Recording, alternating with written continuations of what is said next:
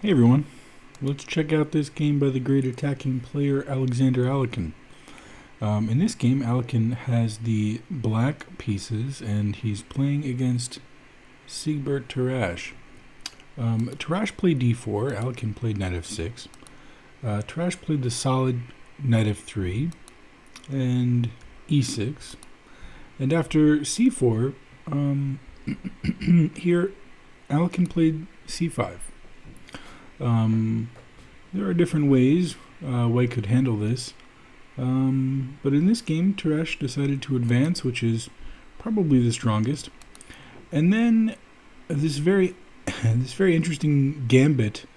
I believe this is called the Blumenfeld Gambit. It's kind of similar to a Banco Benoni hybrid, but after pawn takes and fx e6, cx b5, d5, you see what black had in mind.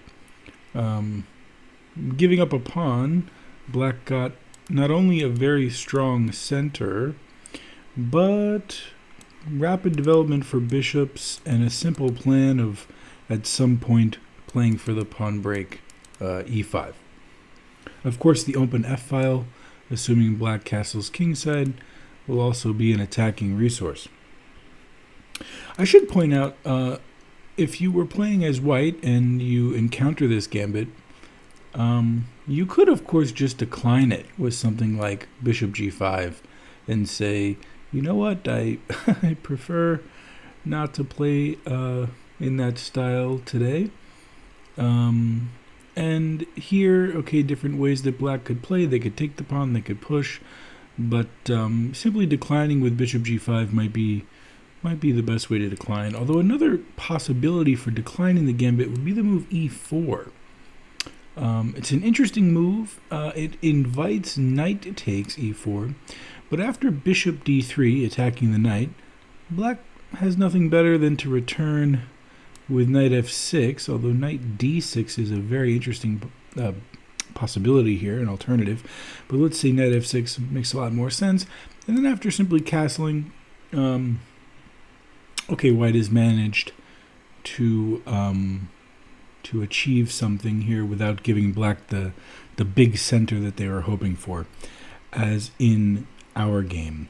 So here, after takes, and now d5, black has this big, beautiful pawn center with pawns on e6, d5, and c5. Okay, so white played e3, and bishop d6, rapid development, and of course, knight c3, 0-0, bishop e2, bishop b7. Tarrasch decides to develop the bishop to b2. Certainly that makes the most sense given the fact that he's already played e3. And so after knight bd7, we have queen e7, and black has really beautiful development and is ready to simply push pawn e5 with a huge presence in the center. This is kind of a key moment for white in the game. You know, if you ask yourself, if you were playing with white, you know, what would you do here? You know, the plan is rather straightforward. Black is just going to advance probably all the way to e4 if allowed. So how best to reply? Well, Tarrasch decided to castle. And it's interesting here, Alekhine brought his rook to the center. In his notes, he said there's no reason to rush with e5 and e4 since the plan cannot really be stopped. White continued with queen c2, and now e5 arrives on the board. So another moment to sort of pause and think, okay, the disrupting pawn thrusts in the center, e4, possibly d4 may be coming. What should white do? Well, one idea that I noticed when I was looking at this game would be to play this move knight h4.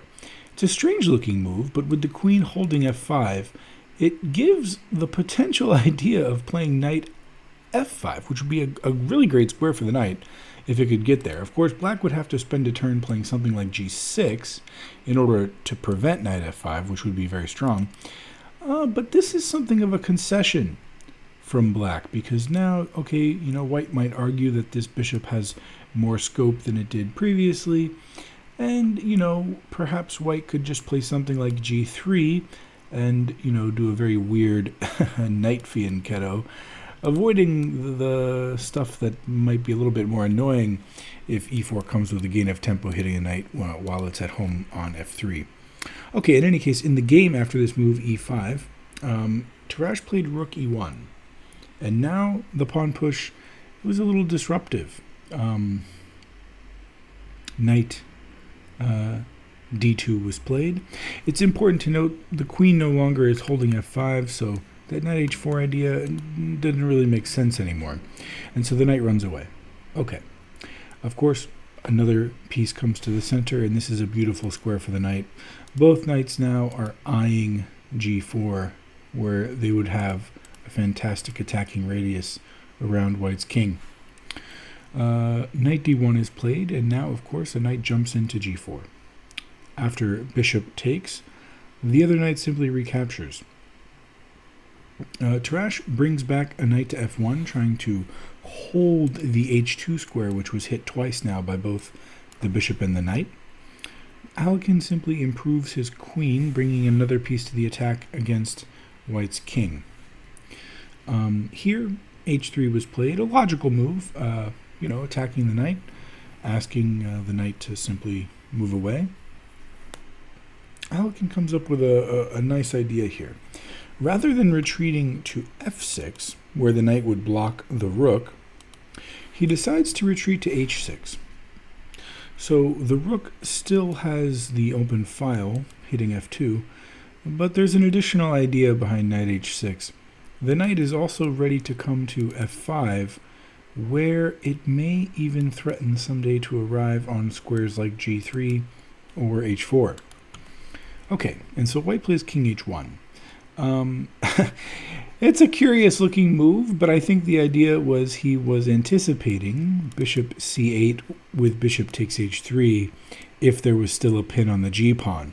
And so in anticipation of that, white simply stepped the king to h1 to relieve the pin on the g-pawn so that maybe bishop c8 would be less attractive. Okay, Alekhine plays knight f5. And now knight h2.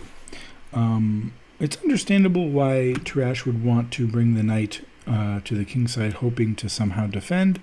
However, it's kind of an awkward square for the knight, and it winds up being more of a target than a defensive resource. A very strong move now, d4. It turns out white cannot take the pawn. For instance, well, he could take it, but things get rather bad rather quickly. After pawn takes, black could capture back and have a very nice advantage with this pawn duo in the center. However, another strong continuation that Alekhine mentioned in his notes is simply e3 right away. And now pawn takes would not be playable because there's a very strong move here. See if you can spot it.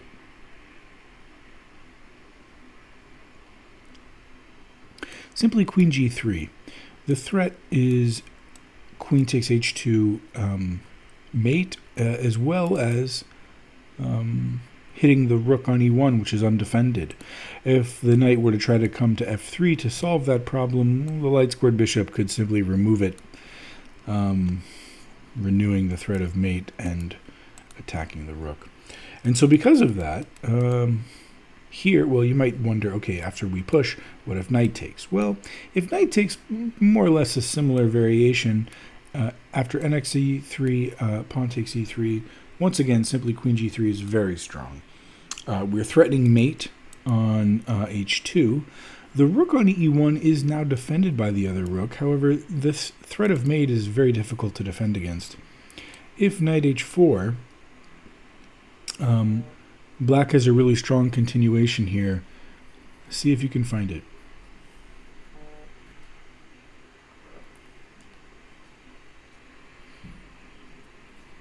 Black can make use of this pin and play qxh3 check And after king g1, simply queen takes knight, and black's attack, it continues even with the material advantage, and white's position is completely hopeless.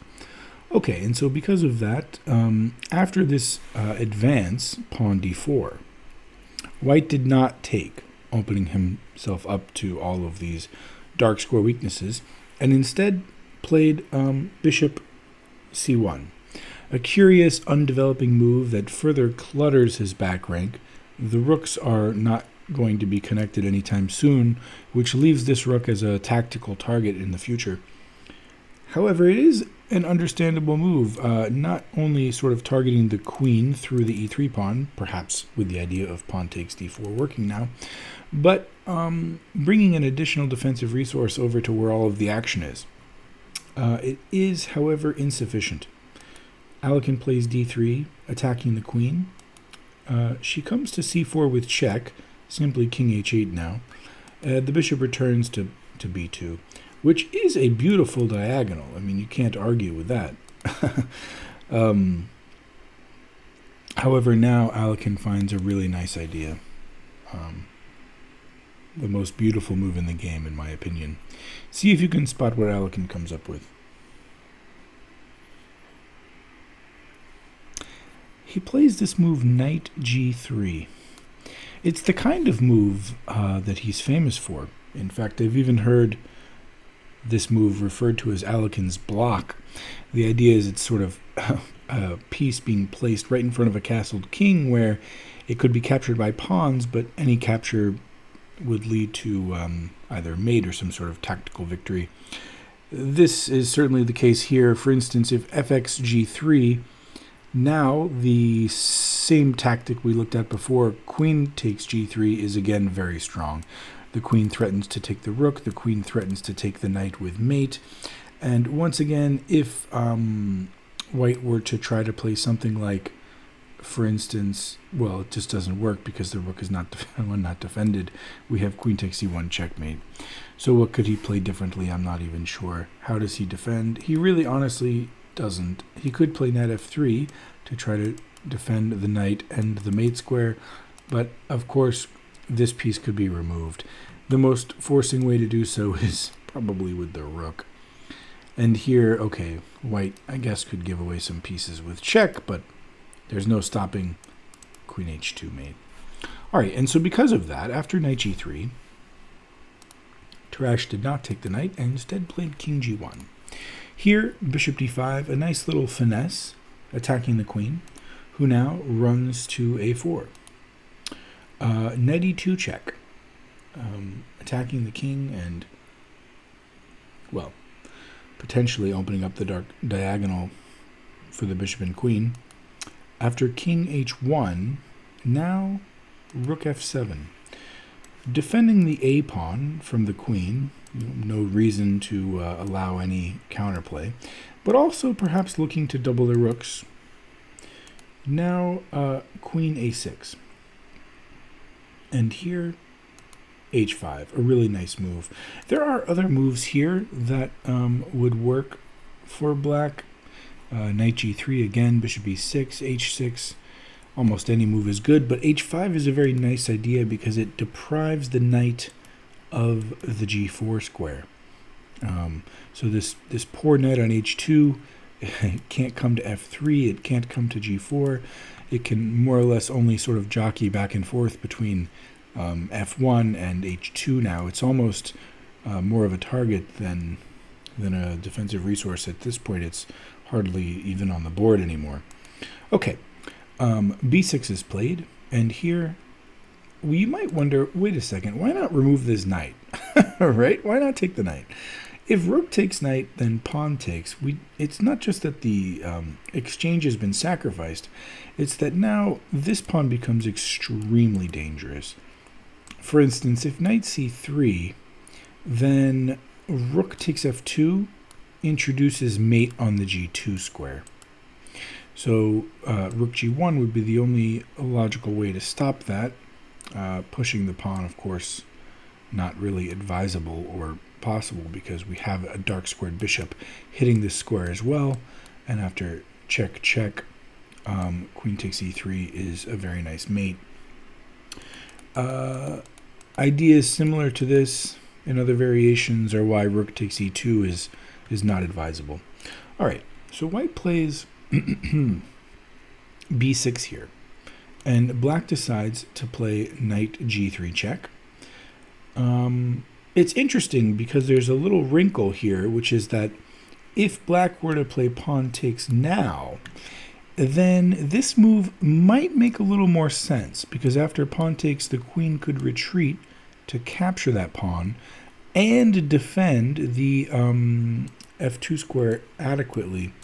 Of course, black would still have a pretty sizable advantage here, but why bother giving up your grip on the king side when a move like knight g3 can be played with impunity?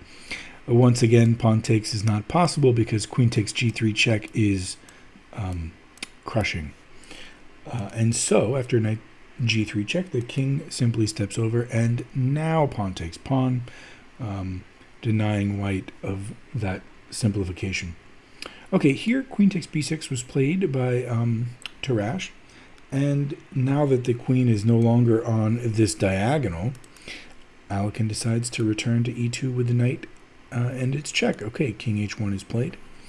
And here, once again, you might think, well, why not go for this exchange, even though it's a little bit ugly? I'm giving up the exchange, at least I get rid of that knight.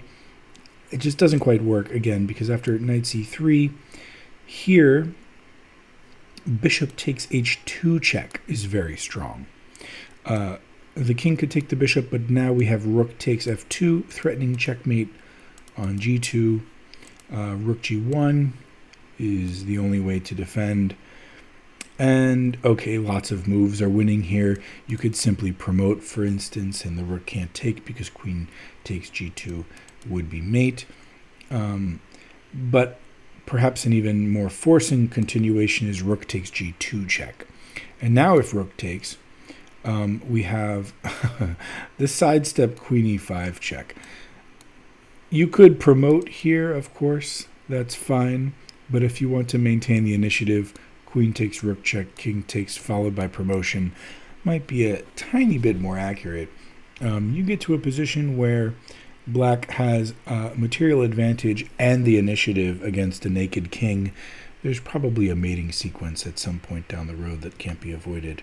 Okay, but this did not occur in the game because after knight e2 check, white did not take the knight, and instead, once again, simply sidestepped with king h1. Now, the knight comes back to g3 with check, the king returns to g1, and a little finesse. Alekhine decides it's time to play d2. So he's sort of probing the rook, but also introducing an additional attacking resource here. Rook f1 is played. Now, rather than putting the knight back on e2 with check, he decides to remove the rook from the board. After nxf1, a really nice move here to bring the attack together. There are, of course, different ways to play and many good ones, but what would you play if you were black here?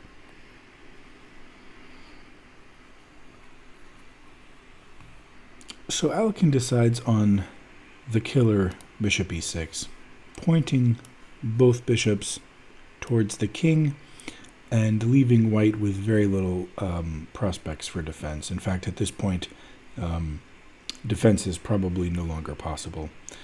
King h1 is played. How many times did the king move in this game? I'm tempted to go back and count. It seems like white has spent half of the game moving the king back and forth between h1 and g1. And now comes a stunning sacrifice. Bishop takes h3, g takes h3, and how does black finish here?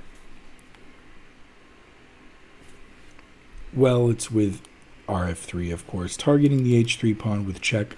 There is no real adequate defense, of course. If knight g3, the bishop could remove it, or after knight g3, simply h4, which is what Alekhine plays.